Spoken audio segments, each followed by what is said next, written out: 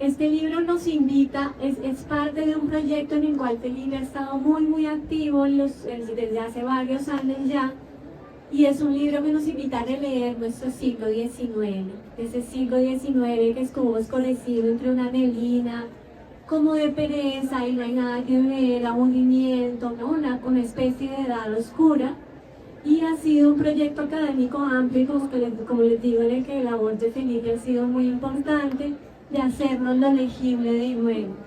Y eso es en base a investigación, en base a recuperar un siglo XIX que, a diferencia de lo que nos contaron, es un siglo multilingüe, de fronteras porosas. Esto nos habla de Colombia, Venezuela y Ecuador, porque habla de la antigua acá en Colombia y los desarrollos posteriores de esos tres países, pero en realidad es un libro transatlántico que dialoga con la literatura panorámica europea, que concibe la cultura, creo que toda, aunque no es exactamente algo que tú digas, como una isla.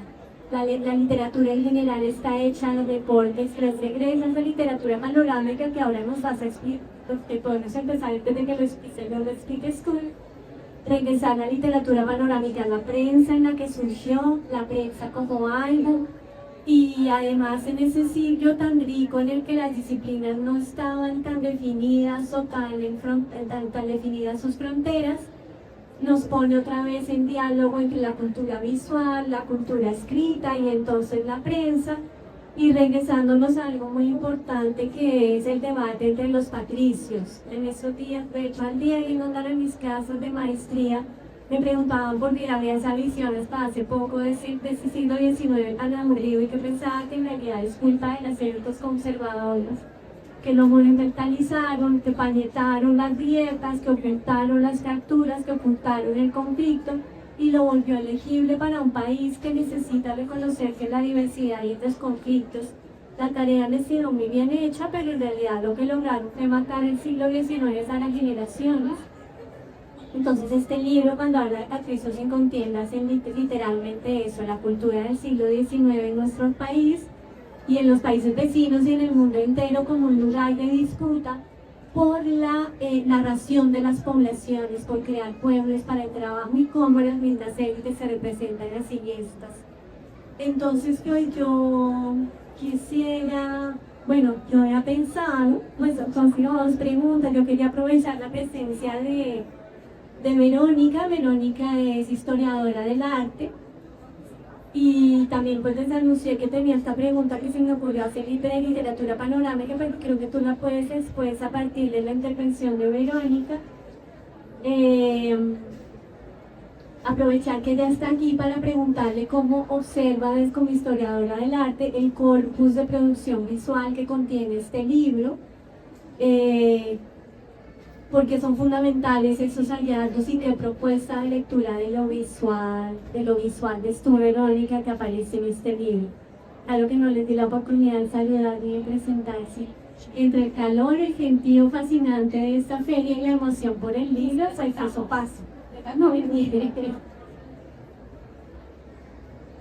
Gracias, Carolina. Buenas tardes. Me presento brevemente. Ya Carolina también me hizo una breve introducción. Mi nombre es Verónica Uribe, soy profesora titular de la Escuela de Artes y Humanidades de aquí. Actualmente soy decana, durante 15 años colega de Carolina también en la Universidad de los Andes hasta hace poco. Y nada, agradecerle también a Felipe pues, por invitarme a ser parte pues, de esta lectura.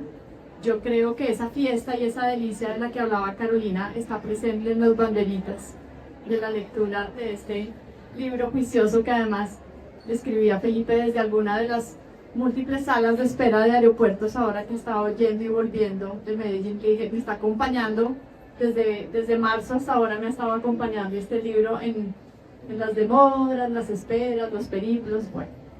Entonces realmente es un libro delicioso de leer y nada, pues fascinante poder mirar cómo se conectan ese aspecto de lo literario con ese aspecto de lo visual en el libro que hace Felipe y la selección. Es más, yo incluso completaría casi que empezando a preguntar, una de las preguntas que yo más adelante le quiero hacer también a Felipe es, bueno, ¿cómo escogiste un poco ese corpus de esos casos.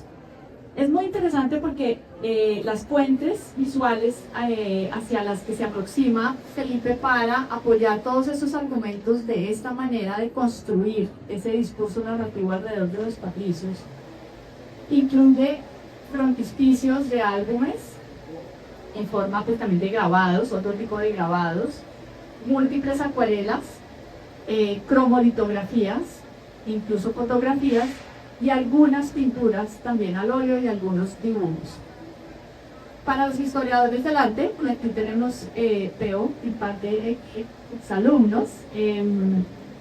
Claro, para nosotros las imágenes tienen una dimensión donde no es lo mismo una manera en la que se hace una imagen que una manera en la que se hace otra. Entonces, un grabado que es el frontispicio del álbum del Atlas de Venezuela tiene unos códigos muy diferentes a la acuarela de los murciélagos que hace Manuel María Alves cuando está en el Caquetá, en un cuadernito, en papel, aparentemente sin mayor interés, digamos, de circulación.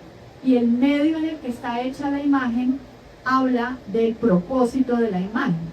No es lo mismo decir un cuadro al óleo, tiene unas intenciones muy diferentes que una fotografía, las razones con las que se hace y las lógicas con las que se construye y para qué sirve cada imagen también tienen unas funciones muy diferentes.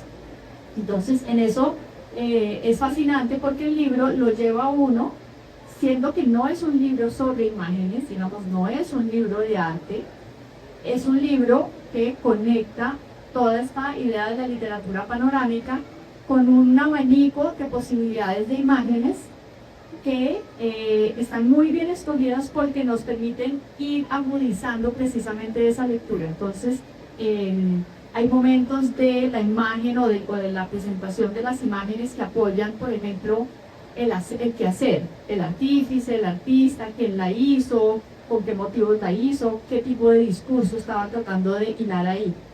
Pero también hay momentos del uso de las imágenes que hace Felipe que ya no nos llevan del hacer, sino del coleccionista, del intérprete, que es además muy presente en este libro, la persona o las personas o esos patricios o estos escritores de cuadros de costumbres que tienen el poder de coger la imagen y darle todo un sentido, todo un significado y usarla a su favor, ¿no? Para esta construcción de nación en la que se están proponiendo.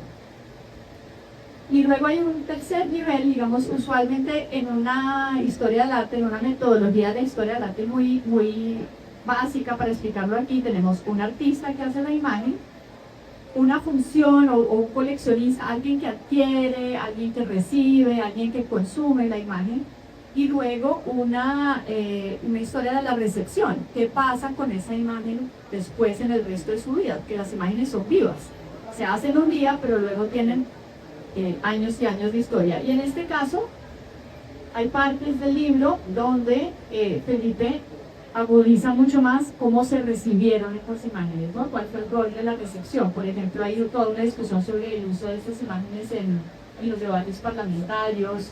¿Qué pasa cuando sale de la mano de alguien que la hace a manos de alguien que la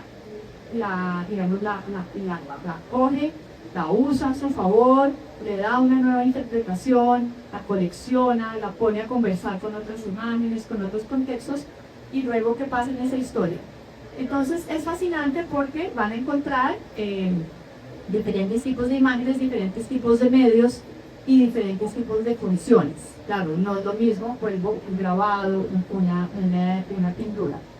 Pero también me parece, y creo que no estaría equivocada en decir que hay una predominancia de la técnica de la acuarela en este libro, que tiene sentido alrededor de lo que acabo también de plantear, y es la acuarela fue un género considerado, o fue una técnica considerada menor a lo largo del siglo XIX, sobre todo en Colombia. Se hace sobre papel, es más económica, es portátil, fue la técnica viajera por excelencia. Precisamente por esto no tiene la sofisticación todavía de lo que es el grabado, de lo que va a ser la fotografía, ni tiene el peso histórico del óleo, Y precisamente me parece que aquí trabajas muchísimo, muchas imágenes hechas en acuarela, precisamente porque son las que producen el tipo como producto histórico. Y como no tienen tanto peso en su materialidad, en su función, me parece que son más fáciles de reinterpretar, porque los puede coger cualquiera y, ay, ese dibujito, y acá cogemos este dibujo y lo reinterpretamos, lo juntamos en este álbum, lo convertimos en grabado y lo circulamos en una colección. Es más manipulable como idea en muchos casos que un grabado pues que queda, digamos, circula de una forma. En la acuarela no circula. En la acuarela hay un original pequeño que no tiene el mismo valor, digamos, material de otro tipo de obras, no es un retrato de uno de estos patricios al óleo para colgar en la pared, y eso me parece que le da la maleabilidad a esas imágenes de la acuarela. Entonces ahí hay, pues nada, muchas cosas, yo puedo seguir conversando sobre esto. Hay una especie de clasificación en esa jerarquía de los medios que también está muy asociada en el libro y en tus ideas a la jerarquización social. Por ejemplo, los patricios aparecen en grabado o pasan al grabado, pasan al óleo, mientras que las costumbres se quedan en esa acuarela.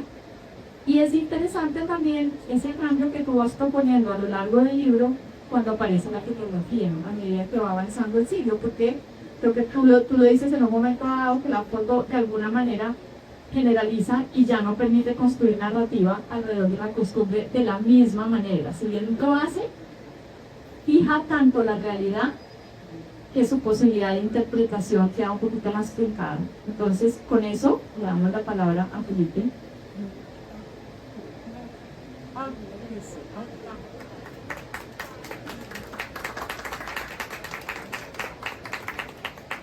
Gracias a las dos, es un privilegio enorme contar acá con los especialistas equipadas en literatura, historia de la literatura del siglo XIX, historia del arte del siglo XIX. Para mí es un privilegio enorme tener ambas medidas en torno a mi libro. Carolina ha sido no solo colega, amiga, sino mentora mía. Yo tomé clase con ella en lo del mismo latinoamericano en 1999. Desde ahí hemos crecido, hemos hecho proyectos juntos, pero he crecido a la sombra de ella y nos hemos hecho, yo creo que hemos hecho amigos también a través de los años, y con Verónica también.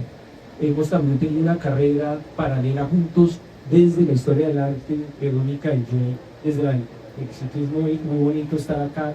También quiero agradecerle, por ahí está Adriana Delgado Escusería, que fue la editora, a quien quiero extenderle un gran abrazo. Fue muy lindo hacer este libro contigo, Adriana, y a Ediciones Unidades, que me ha apoyado ya en 5 libros que he hecho con esta casa editorial, que espero que sean muchos más. María B, que colega mía en la época del pregrado, y también, sí, impresionante, apoyadora, trabajadora, infatigable de esta editorial. Así que a Juan Camilo González, el editor general, un grupo absolutamente fenomenal. Josefina Marambio, que sé que está en baja de maternidad con el segundo niño. María Ortiz, es decir, un grupo fenomenal. Podría mencionar a muchas, Carolina Mazo, muchas personas más del equipo. Bueno, este libro es una especie de resurrección, porque, como decía Carolina, salió en el 2021 en la Universidad Carolina del Norte y salió como un zombie, porque en Estados Unidos circulaba, pero realmente en espacios muy acotados, en bibliotecas privadas y públicas y por Amazon, pero no tenía una vida orgánica, vibrante en bibliotecas ni en librería. O sea que ahora lo estamos viendo pasar de mano en mano, y eso me da una gran felicidad, porque le dediqué 7 años de mi vida a partir de un momento genésico, no puedo ponerle fecha. 2014, Carolina Alzate me invita a Los Andes y me dice: Felipe, ¿qué charla quisieras dar en Los Andes? Y le dije: estoy trabajando en cuadros de costumbres y en tabaco, las hojas de tabaco en las hojas del periódico El Mosaico. Y ahí comenzó. Ese es el capítulo 6, es como el capítulo central genésico, y de ahí se va a expandir.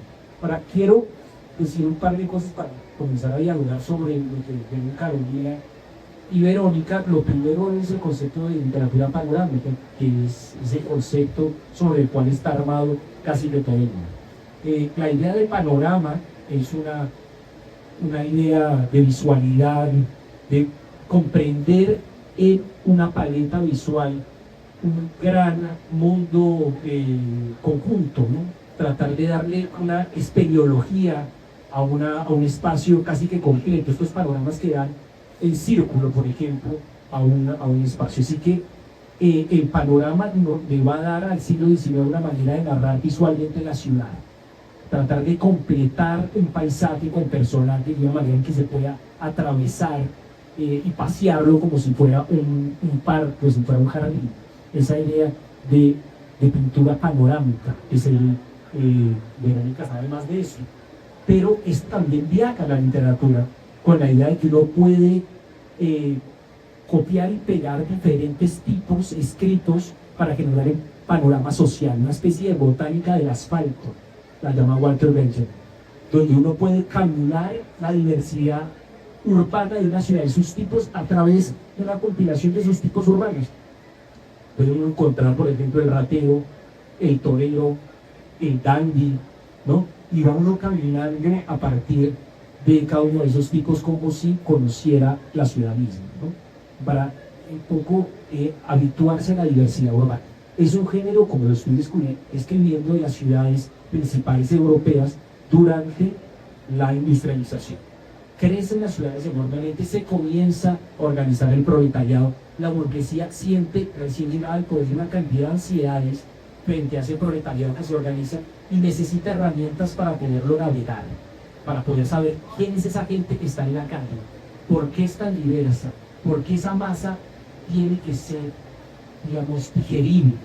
Y la literatura panorámica se lo va a hacer digerible a través de un texto descriptivo con una pintura que puede ser un grabado, puede ser una acuarela, y se compila en folletines o se compila en álbumes. Es una especie de Lonely Planet de la época para poder navegar la diversidad urbana. Esto ocurre en París con compilaciones como los 101 de París, que son 15 tomos que describen casi que todos los tipos de París. Los españoles pintados por sí mismos, que también son tipos de construidos de España contemporánea, urbana sobre todo. En Inglaterra ocurre lo mismo con Heads of the People o Portraits of the English, y es un género que comienza a viajar por el mundo para producir cosas muy diferentes. En Colombia y en América Latina, que eran sociedades rurales, no industriales, va a simplificar otras cosas ese género panorámico industrial europeo. Y el libro lo que trata de proponer es que ese género que trata de contemplar ese panorama total de una sociedad con sus tipos y sus paisajes, acaba de dar cuenta de una sociedad que estaba haciendo una transición entre la monarquía y la república. El centro legitimador de la monarquía era el rey, él era el centro organizador de la diversidad étnica, racial y de paisajes. Cuando se hace el tránsito a la república, va a ser el pueblo el eje de la soberanía. Ahí va a estar asentado el modelo república. Por eso el gran interés en estudiar el pueblo, porque de ahí viene la representación legítima de los patricios, de los políticos. Necesitan estudiar quiénes son sus representados y necesitan representar. Entonces, bueno, por ahí el palo de literatura panorámica y todo lo de como la posta de Verónica para hablar un poco sobre visualidad. Yo aprendo mucho. Acá está un libro que también quiero hacerle la publicidad, un libro fundamental de Verónica con la maestra Beatriz González, que murió hace poco. Este manual es fundamental, acaba de ser reeditado después de 13 años, va a ser presentado mañana a las 11 de la mañana acá mismo. Y acá se trae una cantidad de claves de cómo la pintura del siglo XIX informó a la nación. Para mí fue fundamental pensar este tipo de cosas, porque en el siglo XIX la mayoría de la población era analfabeta. Era fundamental explicar y hacer afectividades efectivas con la pintura y la visualidad. Así que, de alguna manera, el cuadro de costumbres tiene una gran vida popular, no solo en acuarelas, como mencionaba Verónica, pero también en cuadros vivos, en tableau vivant, en pesebres populares, en shows de títeres, en bosques populares. Así que en el cuadro de costumbre, como elemento pedagógico de enseñarle a cada uno su lugar o cómo romper ese lugar, va a ser fundamental como herramienta popular, también herramienta de hacer ciudadanía, de expandir el pueblo y de generar la diferencia entre ciudadanos, es decir, quienes pueden votar y quienes no, el pueblo, y quienes están fuera de lo popular, los esclavizados, por ejemplo, con las poblaciones indígenas. En esos años se va a generar esas tipologías y esas diferencias, que voy a adaptar ahí por lo pronto para que podamos hablar un poco más. Solo una cosa muy pequeñita de lo visual que estabas diciendo, y es que a medida que uno va leyendo, claro, uno ve este libro y es un libro de estudios desde la literatura, desde lo textual, con las imágenes, y a medida que yo iba leyendo el libro, hice una anotación en un papelito donde iba anotando los términos, el vocabulario y las metáforas que usas, que están relacionadas directamente con lo visual, precisamente por lo que dices tú, que lo visual como que recoge. Lo visual tiene una cosa inmediata, o sea, hay una imagen, ¿no? Lo textual pues tiene el tiempo también de esa lectura. Entonces están el encuadramiento, el álbum, el boceto, lo panorámico, el museo pintoresco, la galería de Patricios, o sea, son como 7, 8 el sketch, 8 o 9 términos que vienen de lo visual, de los análisis y los estudios visuales, que me encanta como los logras desarrollar aquí dentro del texto. Bueno, pues tratando un poquito con eso, y antes de nuestra invitación para la siguiente pregunta, es que el siglo XIX es un siglo muy visual, ¿no? Justamente como manera de tramitar para las muy ver, ¿no? O sea, no solamente las élites tratando de entender, pero son las tecnologías de lo visual para incorporar esas multitudes y convertirlas en algo, en comunidades, ¿no? Convertirlas en comunidades. Entonces, claro, la misma escritura recurre a los términos de esa pintura visual, ¿no? Yo lo que quisiera ahora es como para que se antojen y vean cuál es como la textura de este libro. Quisiera que nos hablaras en particular de alguno de esos cortos, ¿no? Y ahora tal vez más tarde volver a Verónica, porque aquí hay hallazgos muy importantes, ¿no? Sí conocíamos las acabaderas de la colección coreográfica. Yo no sé si tú conocías los dibujos de Emanuel María Alvis. Yo los conocía por Felipe. Claro, como que el corpus visual también se transforma gracias a ese hallazgo. Y quizá comenzar por eso. Yo estaba dudando en un capítulo sobre Alvis y el capítulo sobre la cefa Severo, pero quizá podemos comenzar por el de Emanuel María Alvis. Cómo es el proceso de búsqueda, cómo encuentras todas esas acuarelas, que te invitan a pensar, y esas tensiones al final que hacen tanto Beliala como Codazzi con ese corpus, ¿no? Como la Manuel María Paz como viajero, como pintor acompañante de Codazzi, que interpreta las acuarelas de Alvis. O sea, cómo fue llegar a ese corpus, cómo lo encontraste y por qué eso es tan fascinante, ¿no? Como para que tengan uno de los casos así escuchado de voz de Felipe y puedan mirar con cuál es el tipo de trabajo que él hace con este libro. Pero a veces sí, a veces muy bonito. Una cosa que sobre visualidad, ¿qué tal, Patricia? Qué rico verte. La visualidad es fundamental por todo lo que han dicho Verónica y Carolina, pero también porque la visualidad hace algo en el cuadro de costumbres, que es no solo enseñar a ver cuerpos, sino anticipar moralidades. En el cuerpo debería estar inscrita la moral, de la manera que se usara el traje, qué traje se llevara. Por ejemplo, el boga debía ser un cuerpo reconocible por la manera de estar vestido o desvestido, y hacía que se transparentara en el cuerpo lo que había dentro, ver el interior en el exterior. Esa educación en la vista va a ser fundamental, sobre todo en en ilustraciones y textos que van a viajar por el país. Recordemos que en el siglo XIX Colombia se estaba enseñando, se estaba conociendo ese carácter viajero de la acuarela, o el carácter viajero del periódico. Tenía que enseñarle a alguien en Bogotá cómo se veía a alguien del norte de Santander, cómo se veía a alguien del Bajo Magdalena, ¿no? Se centralizaba en Bogotá, pero también circulaba por todo el país.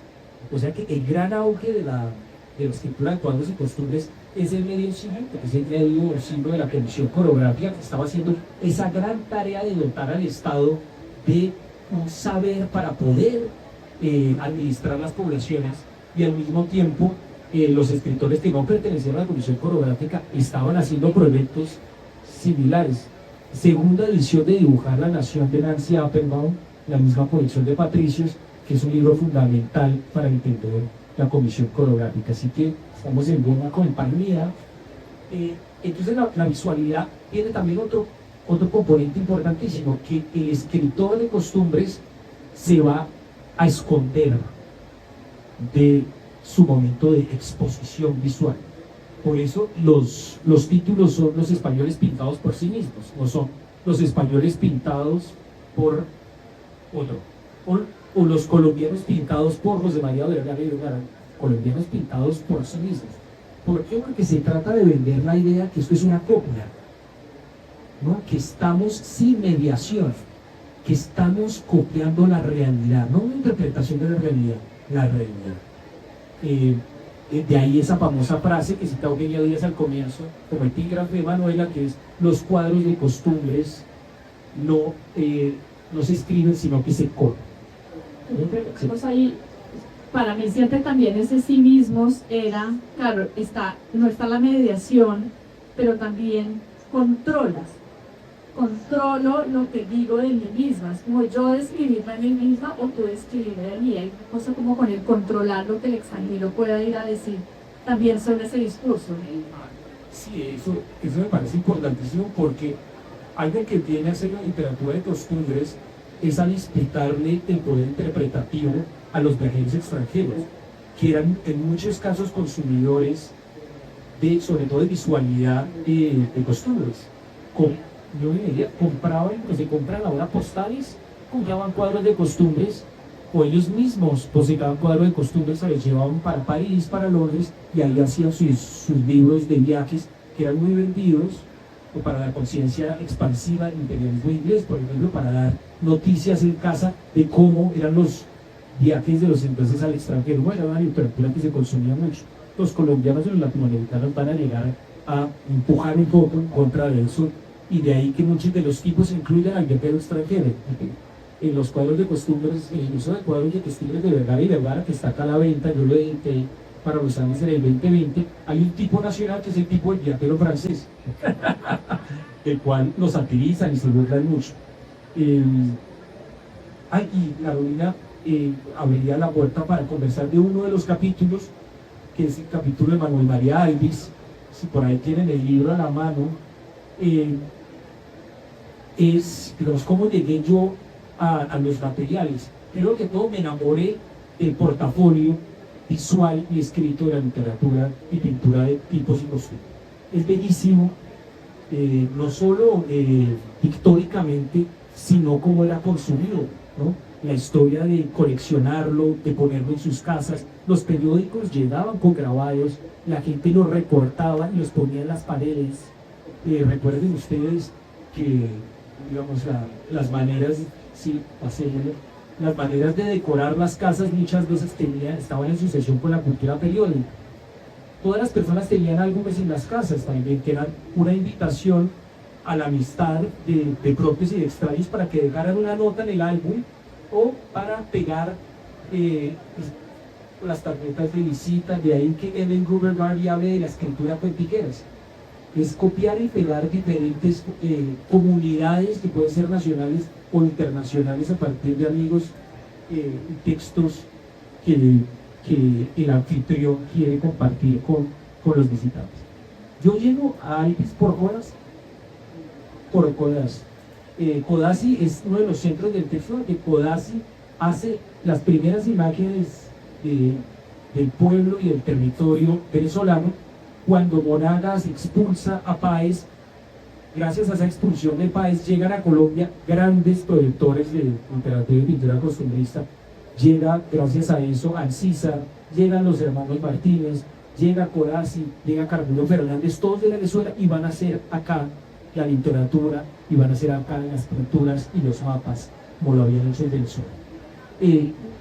En los libros de Codazzi están los mapas de Caquetá, pero Codazzi tendría también el libro que había hecho Manuel María Alvis, que es un personaje excéntrico, fenomenal, un cura fugado de Popayán.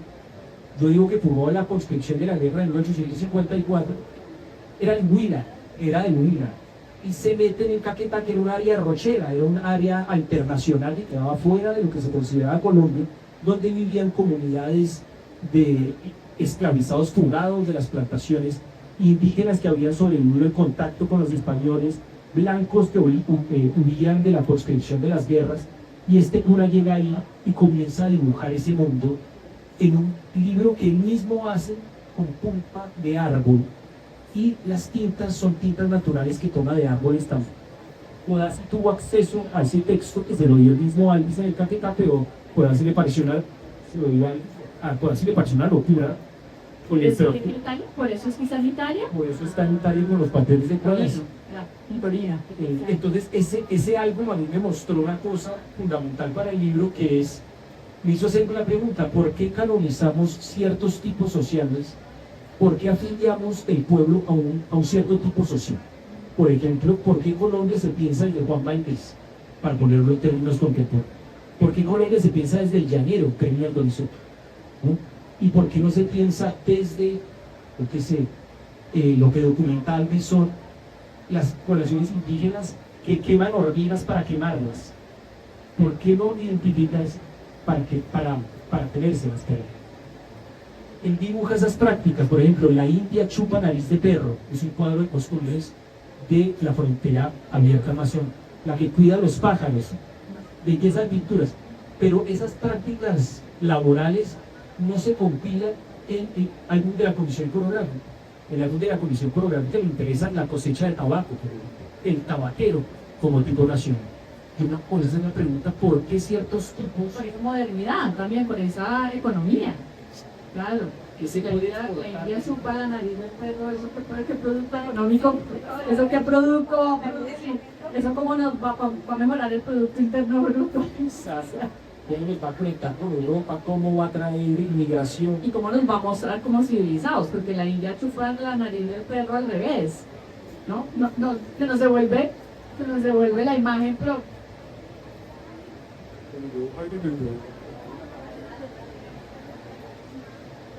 Y que el cielo di que se ríe. Además, María Paz, porque mañana María Paz luego pinta dentro de los cuadros, ¿no? Que llegan de las acuarelas y lo muestra frente a indígenas reducidos, o sea, el proceso de civilización. Entonces, como que revierte todo el proyecto de alguien de manera aterradora, ¿no? Sí, lo lindo de ese capítulo es que vemos que el álbum de Alvis está dentro de Codazzi, dentro de los apuntes de Codazzi lo ignora. Manuel María Paz es el pintor que va con Codazzi al Caquetá. Se había pensado que Manuel María Paz se había internado en el Caquetá, pero a partir de esto se nota que Paz se le prueba que se le ocurría al Caquetá. Y luego Paz dibuja a Manuel María Alvis como un catequizador y un misionero moderno. José María Vergara luego toma el cuaderno de Alvis y lo reescribe completamente, quita las imágenes y inclusive representa a Alvis como una especie de comisionado también moderno y católico y conservador. Y ahí se ve la pelea entre patricios. El mismo Patricio se entiende porque el cuadro de costumbres es un ring de boxeo, es un punto de contienda por cómo representar a las poblaciones y a favor de quién se hace esa representación. Esto se ve clarísimo por Alvis, por ejemplo, para Vergara y Vergara, que era católico, centralista, hispanófilo. A él le chocaba mucho la Comisión Coreográfica, porque la Comisión Coreográfica estaba imaginando a Colombia sin España, sin la religión católica y sin el español, que eran sus tres adoraciones. La Comisión Coreográfica estaba imaginando a Colombia sin la ley y sin el 14, porque quería hacer la comisión coreográfica en un pueblo por venir. La comisión estaba diciendo, Colombia todavía no existe, existirá cuando hagamos rutas, cuando traigamos inmigrantes, cuando tengamos planaciones modernas, cuando tengamos educación laica hecha por alemanes. No es el país moderno que nos dieron radicales. Para Vergara había que hacer una contraconexión coreográfica. Ese es el Museo de Cuadros de Costumbres, donde el centro es la religión católica, el español y Bogotá como república central. Entonces, ese choque entre un pueblo católico hispano que heredamos de la Colombia y un pueblo por venir en la lucha de pueblos, esos pueblos en disputa entre liberales y conservadores. Imagínense lo que iba a pensar Vergara y Vergara de Codazzi, que hablaba una especie de patuá entre español e italiano, había sido Corsalio, que era un italiano napoleónico, un republicano italiano sin ningún asentamiento en Colombia, y Vergara era el séptimo de una generación, séptimo hombre bueno, dice, podía trasear su genealogía hasta los hombres que vinieron con Gonzalo Iglesias de Quesada. Era un patricio bogotano y de pronto llegan estos que dirían,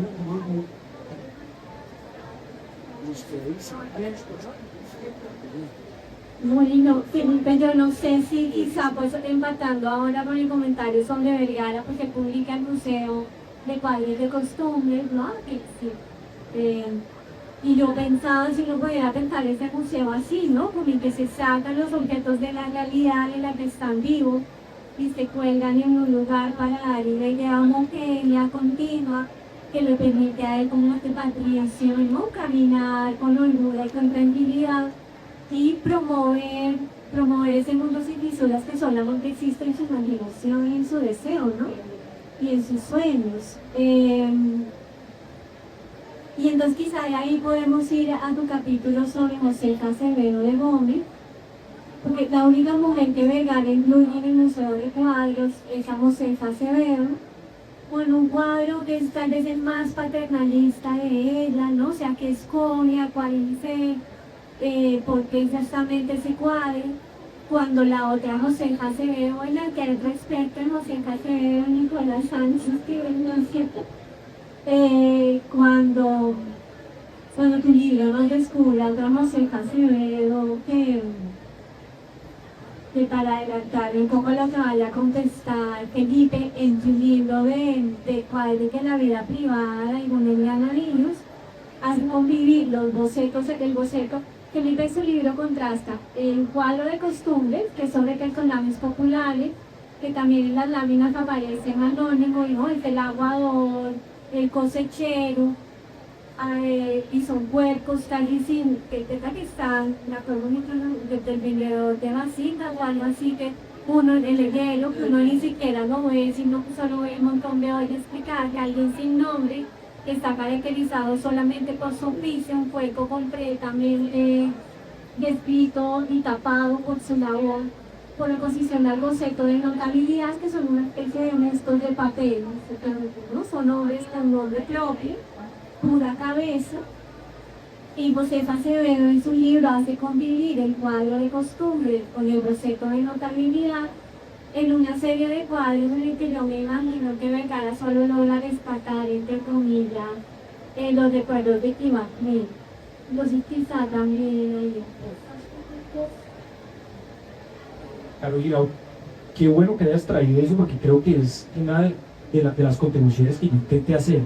El libro está estructurado por el número 3, no solo por las 3 palabras del título, los 3 patricios que aparecen en la portada. Está dedicado a Nicolás, mi papá, Nicolás, mi hermano, que está allá atrás, Nico, y mi hijo Nicolás Carlos, sino que está estructurado en 3 partes. La primera parte son estos patricios de los que habló Carolina, son estas notabilidades, estos bustos de papel que todavía habitan muchos de los salones de las academias. Ustedes ven esos cuadros, estos señores al óleo, que trabajan con el cerebro, no posan con las manos, lo que los eleva es el apellido, el nombre del apellido. Ese es el embés, digamos, que dialoga con el cuadro de costumbres. En acuarela, como decía Verónica, que son las jornadas bajo el sol, no la jornada laboral. Ahora, esa es la segunda parte del libro, los cuerpos hechos para el trabajo, un pueblo para la patria. La tercera parte del libro hace lo que dice Carolina, la dialéctica entre ambas. ¿Qué pasa si alguien fuera del patriciado representa a alguien del pueblo como si fuera patricio? Se los voy a poner con un ejemplo. Josefa Acevedo era del patriciado bogotano, hija de José Acevedo y Gómez. Tienen un cuadro de costumbre que se puede leer como un boceto de notabilidad, que son estas microbiografías morales con las que la gente debía aprender. Era una especie de self-help, de manual de autoayuda, leer la microbiografía de Lincoln, la microbiografía de Bolívar, tenía como modelos de hombres buenos, y venía con un grabado de la cabeza de Bolívar, de la cabeza de Lincoln. Lo que hace Josefa, que es del patriciado pero es mujer, es decir, no es ciudadana, no puede votar, ella representa a un mendigo como si fuera el patricio, cuenta su biografía, y eso es el Cobre Braulio, que para mí es una joya, el cuadro de costumbres más interesante, si tuvieran que elegir uno, del siglo XIX colombiano.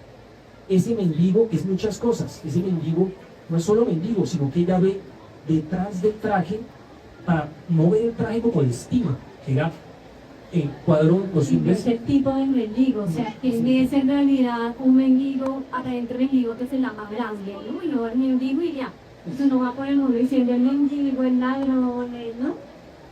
Entonces Braulio es aguatero, es soldado, es padre, es madre, adopta 2 niños, tiene una vida que desafía las tipologías, es más de una sola cosa, y se le ve en el vestido de los harapos de la Ruana, tiene todavía el traje militar de haber sido soldado bolivariano, y debajo también tiene el traje de haber sido boga, ¿no? Entonces es un palincesto de varios tipos, y ella se refleja en ese mendigo porque ella es la mujer que se acaba de separar de su esposo, la primera mujer notable que se separa de su esposo y está tratando de conseguir la independencia económica a través de la escritura, ¿no? Y hace muchas cosas para tratar de conseguir eso, entre ellas hacer un libro que también es un juego de mesa, es uno de los libros fenomenales, y es una obsesionada, como saben, en el lenguaje de las flores. Como sabe Nicolás, hay un manual de economía doméstica, ella era alguien muy atenta a cómo administrar el pecunio económico también, porque la reflexión de cómo se administra la plata del país. Esa metáfora del mendigo es fundamental también para pensar en algo que decía Berelia, que es muy importante, que es el escritor de cuadros de costumbres, un reciclador, alguien que coge cuadros de otros y los reinventa, los copia, los pega, ¿no? Que también va por el mundo tomando los desechos de la prensa, lo que ya se leyó ayer en el periódico de ayer, pero convierte el periódico de ayer en un nuevo periódico a través de un iBook, haciendo reportando, pegando, ¿no? Escribiendo con tijeras. Entonces me parece que ese cuadro del pobre Braulio realmente hace pensar en género, hace pensar en casos populares, hace pensar en maternidad, en paternidad. Es un cuadro para desarrollar políticas de la caridad, ¿no? Es un cuadro así. Y entrega una Bogotá que ahora también pensando bien controlada, ¿sabes? La madre mía, no está desayunando, o sea, es una Bogotá que me parece una Bogotá de carnera, ¿no? Entre amantes, niños expósitos, señoritas de clase alta embarazadas tratando de deshacerse de uniones. Algo común, ¿no? Y no esa Bogotá que gracia, que entre comillas, gracias por nada, veía, no sé, la su manchonado, es como tengo. Claro, ¿no? Y todas las niñas, pues, ay, cuando uno se da cuenta de que conseguimos a una niña, de verdad, me estaban escribiendo comer a las niñas y me volvía a estar aterrado porque las niñas me estaban haciendo lo que debían hacer, ¿no? Y Dios no es esa felicidad, algo que no había despechado, pues se hace muy evidente, ¿no? Una Bogotá muy movida. Y entonces, pues como van viendo espero que hayan antojado el libro, como les digo, pues entra a ser parte de un corte que ya se está armando, pero entra con esto, de ese tiempo y tímido de abrir los otros siglo XIX, del siglo XIX que nos es contemporáneo, que nos es muy vital, que nos es necesario, que no es necesario conocer. Yo no sé si hay alguna pregunta del público, pero ya prácticamente nos toca cerrar. Verónica, ¿quieres decir algo más? Felipe, Es una maravilla, se lee delicioso como les podríamos hablar ahora. No solamente es un gran académico en el sentido, sino un gran escritor. Y se lee delicioso, es como leer una novela. ¿Puedo comentar?